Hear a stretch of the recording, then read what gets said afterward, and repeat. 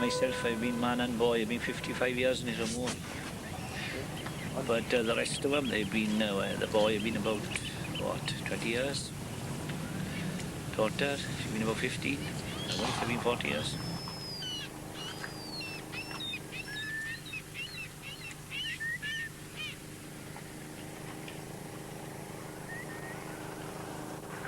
It's a way of life, like today, you know, rising this morning, you go out, you can see the old seagulls singing about, the wind blows, the rain blows, and in the summer you can pull your shirt off and come in when the sun is rising about 8 o'clock in the morning or 7. You go to about 3:30. It's the way of life. It's like a farmer, you enjoy it. And if you notice, there's not many in it, not many youngsters coming into it. You've got to be born into it, you've got to be in the family to do it.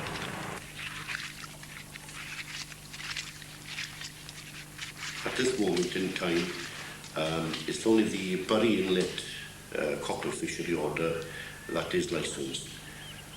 The area of the Bury Inlet is from the harbour in the north, from Penclawdd Harbour, south to Whitford Point, and then east towards and up to the railway bridge at Gower.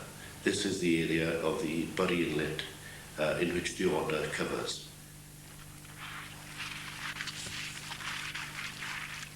The fisheries, South Wales Sea Fisheries, have a committee who dictate the number of licences they issue. This mainly covers the Bury Inlet cockle fishery order. This is the only area where licences are required, and on application they must be self-employed, and that their main employment will be for gathering cockles. The cost of the licence at the moment is £50 per annum.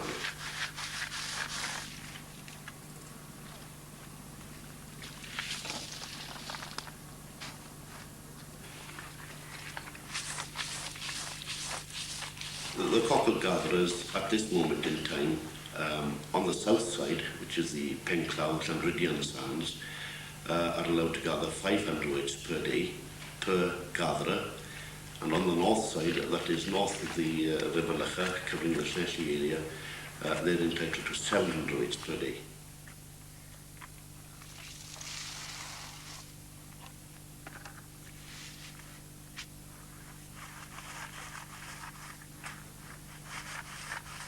Well, before the war, there used to be donkeys up till the war. There were donkeys. And then when the war broke out, the donkeys were too slow. They used to fire from the range up here. And then when you took the donkey out against the horse and cart would run down, you'd have 2 bags against the donkey, it'd come. So the donkey had to go. It was too slow. So then came the horse and carts. We had them right all through the war.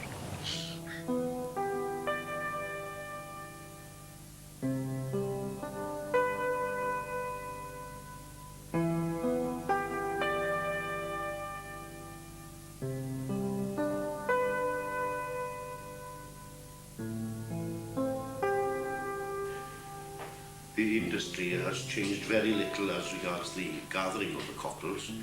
The only change has been in the transportation of the cockles from the cockle beds back to the factories. It's gone from the stage of the donkey carrying 2 bags on its back to Land Rovers and trailers, and now the gatherers find that the tractor and trailer supplies their needs much better, due to the rough terrain and unstable stands that they have to travel over.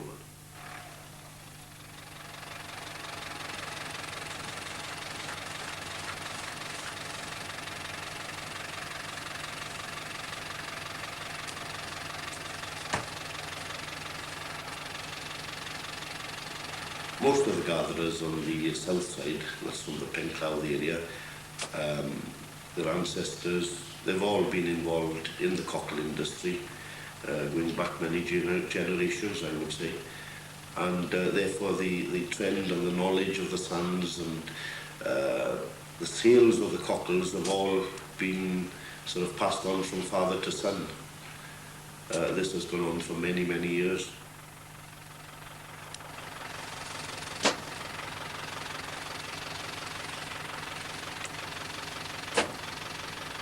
During the war, we used to go out by moonlight, torches and a thing. You used to go out by the moonlight and you'd pick whatever you could, because you couldn't go by day because they were firing, testing the shells for the war. Otherwise, we don't bother. The law says now you can't go out before it comes day, or you're going to be in before night time. That's the law of the fisheries.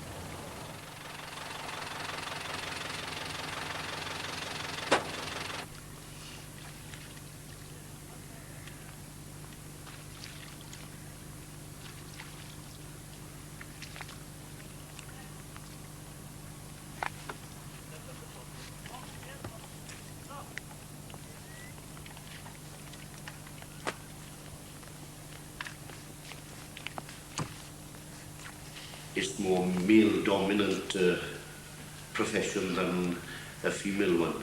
Although we still have about 6 or 7 females still gathering on the sands. Going back into the olden days, yes, it was prominently women were the ones who did most of the gathering.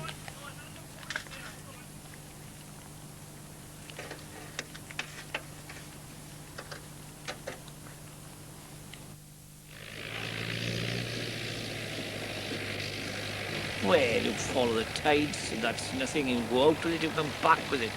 The only fault you've got is the snow. If you go out in the snow, which I've been, you don't know where you are. If you're in the fog, snow is worse than fog. You don't know where you are. You go use your brains and try to come in some shape or other. I've been caught a few times.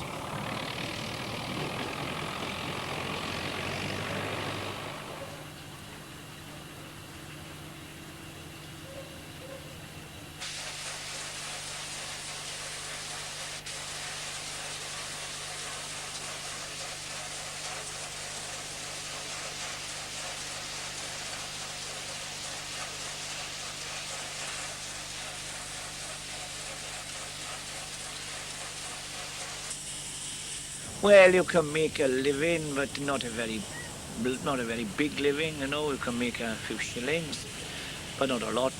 And there's not a lot in this processing factories like this. I don't smoke, I don't drink, we don't waste our money. We like some of these farmers, we make. Sometimes you get a good season, sometimes you don't. We've had 7 lean years out here, there was no cockles at all. So pick a bag or 2, nothing. And you've got it from now until next spring now, very little will be out there.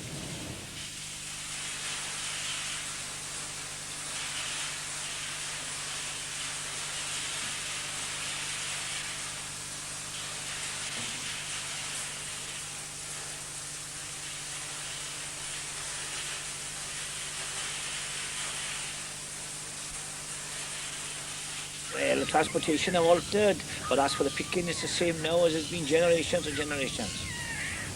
For cooking, that has improved immensely.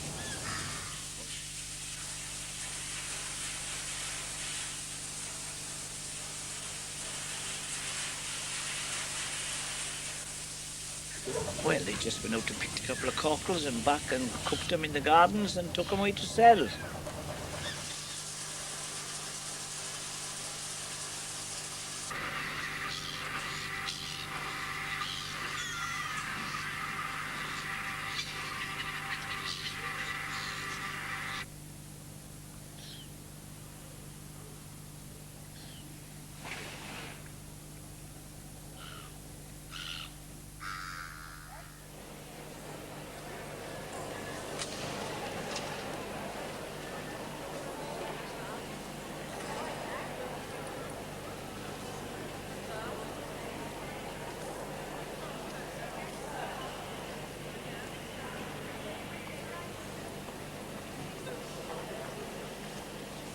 Well, there's plenty of demand, don't you have them?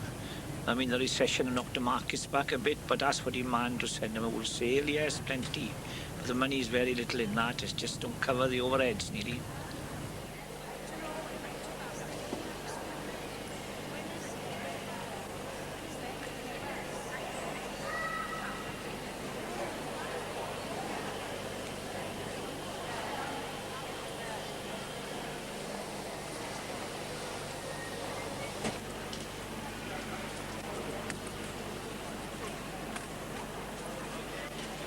The annual turnover in tonnage of cockles gathered in the Bury Inlet is roughly between 800 and 900 tonnes. This is the only area, as I previously mentioned, that we have control over what comes off the cockle beds. There are other areas where cockles are gathered, but not in the amount that's gathered off the Bury Inlet. Well, I don't know, what can I tell you? I'd like to see plenty of cockles coming every year, but the Lord is in charge of that. We don't know what kind of brood we have. We could have frost, there's plenty out there. We could have frost like we had in 1962, 63 and killed the lot, which they did then, and we had nothing for 2 years. So we don't know, we'll have to see what the spring comes.